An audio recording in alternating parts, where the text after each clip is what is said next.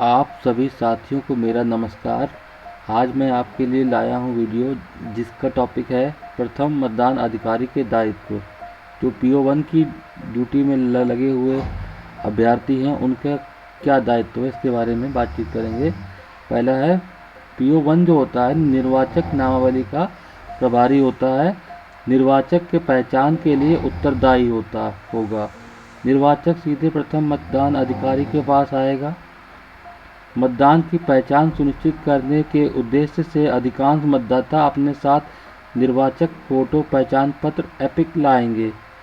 भारत निर्वाचन आयोग द्वारा निर्दिष्ट हस्ताक्षर युक्त मतदाता पर्ची जो कि BLO द्वारा मतदाता को वितरित की जाएगी, वह उस मतदाता की पहचान के लिए एपिक का विकल्प नहीं होगी।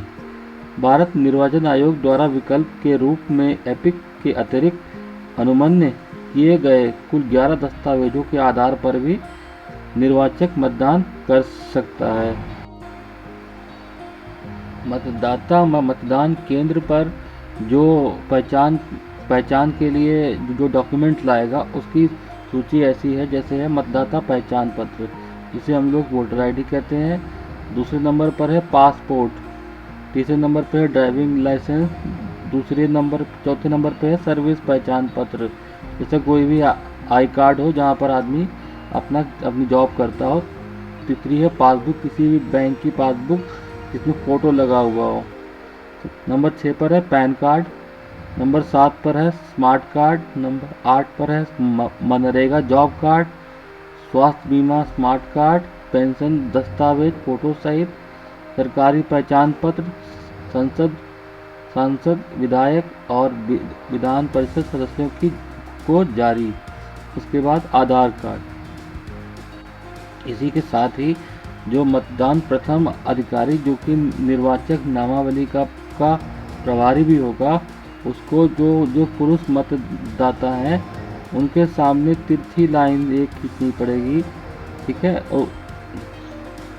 और जो महिला मतदाता हैं उनके सामने भी एक तिरछी लाइन खींचनी पड़ेगी, लेकिन उनके जहाँ पर उनका क्रमांक लिखा है वहाँ पर एक गोल निशान बनाना पड़ेगा, जैसा कि इस नमूने में दिया हुआ है। देखिए, ये एक महिला मतदाता हैं, उनके नाम के आगे एक तिरछी लाइन खींची है लाल पेन से, और एक क्रमांक पर गोला बना दिया है।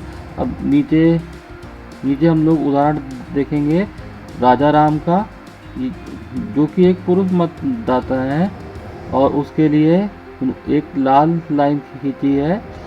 और दूसरा देखेंगे उदाहरण नाम प्रकाशो है, ये एक महिला मतदाता है, इनके नाम के आगे एक तिरछी लाइन खींची है, और जो जहाँ का क्रमांक लिखा हुआ है वहाँ पर गोल लाइन खींच दी है। इसी के साथ जो हमारे PO1 साथी होंगे उनके लिए एक महत्वपूर्ण कार्य ये भी होगा कि हर दो घंटे बाद महिला और पुरुष मतदाताओं की संख्या पीठासीन अधिकारी को नोट कराए या अपने पास कहीं पर इसको नोट कर ले, जो कि पीठासीन की घोषणा में आगे उसके लिए काम आएंगी। साथियों, आगे स्थिति एक ये भी होगी कि कोई वोट जो है चैलेंज किया जाएगा। ऐसे वोट को कहते हैं अव्याक्षेपित मत, यानी कि चैलेंज वोट। मतदान कराते समय ऐसी स्थिति आ सकती है कि कोई मतदाता जो मतदान अधिकारी प्रथम के समक्ष उपस्थित हो और वहां पर उपस्थित निर्वाचन मतदान अभिकर्ता उसकी पहचान को चैलेंज कर दे। ऐसी स्थिति में प्रथम मतदान अधिकारी उसे पीठासीन अधिकारी के पास भेज देगा, ताकि पीठासीन अधिकारी उसका निस्तारण करे एवं सामान्य मतदान बाधित न हो एवं सतत रूप से चलता रहे। पीठासीन अधिकारी अभिकर्ता से चैलेंज फीस के रूप में 2 रुपये जमा कराएगा। संक्षिप्त जांच कर यदि आक्षेप सही पाया जाता है तो चैलेंज फीस वापस कर देगा और प्रतिरूपण करने वाले मतदाता को पुलिस के सुपुर्द कर देगा, और यथा पुलिस को FIR भर कर प्राप्त करा देगा। होता है यदि चैलेंज सही नहीं पाया जाता है तो चैलेंज फीस जब्त कर लेगा यथा सामान्य रीति से मतदान करा देगा। कुछ इस टाइप का होगा चैलेंज फीस का प्रारूप इस टाइप का होगा जो कि पीठासीन अधिकारी के पास उपलब्ध होगा।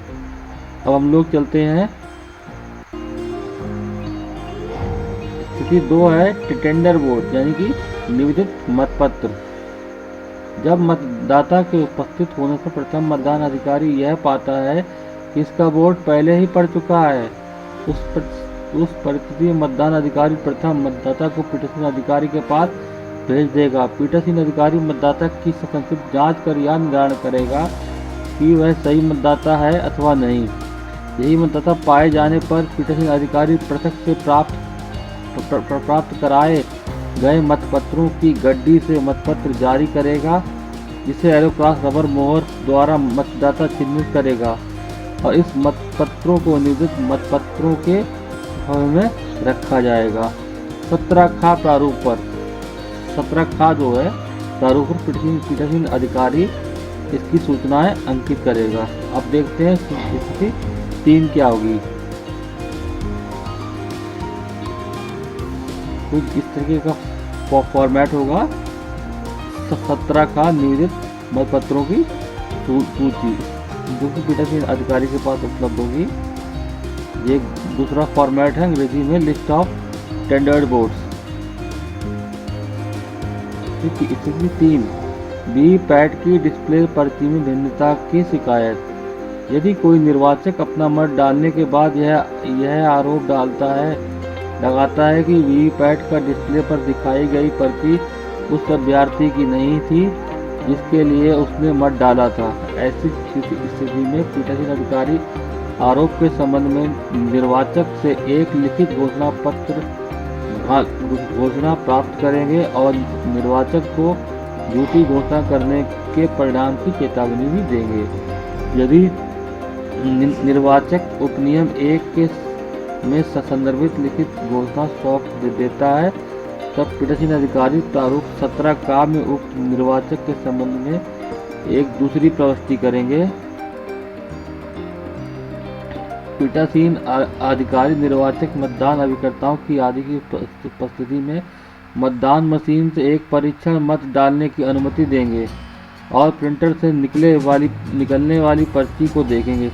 यदि आरोप सत्य पाया जाता है तब पीठासीन अधिकारी तत्काल सेक्टर मजिस्ट्रेट या रिटर्निंग ऑफिसर को सूचना देंगे और दिए गए निर्देशों के अनुसार कार्य करेंगे।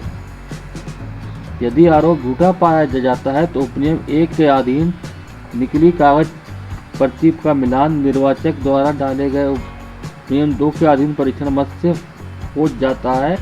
तब पीठासीन प्रारूप 17 का में उक्त निर्वाचक से संबंधित दूसरी प्रविष्टि के सामने उस अभ्यर्थी क्रम संख्या के नाम का उल्लेख करेंगे जिसके पक्ष में परीक्षण मत डाला गया था।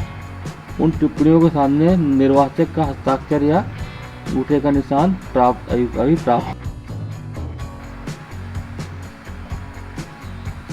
6 नंबर पॉइंट प्रारूप 17 गा जो कि हमारा मतपत्र लेखा होता है, उसमें उक्त परीक्षण मत के बारे में आवश्यक प्रविष्टियां लिखेंगे जो उसका क्रमांक संख्या हम लोगों को लिखना होगा। और जो 17 का रजिस्टर है उसमें हम लोग टिप्पणी के आगे लिख देंगे परीक्षण मत। ठीक है। परीक्षण मत जो होता है काउंटिंग में नहीं लाया जाता है। लास्ट में जो भी वोट पड़ेंगे उसमें से परीक्षण मत को हम लोग माइनस कर देंगे और टोटल वोट निकाल लेंगे करेंगे। साथियों आपसे अनुरोध है मेरी वीडियो को लाइक शेयर और मेरे चैनल को सब्सक्राइब करना ना भूलें।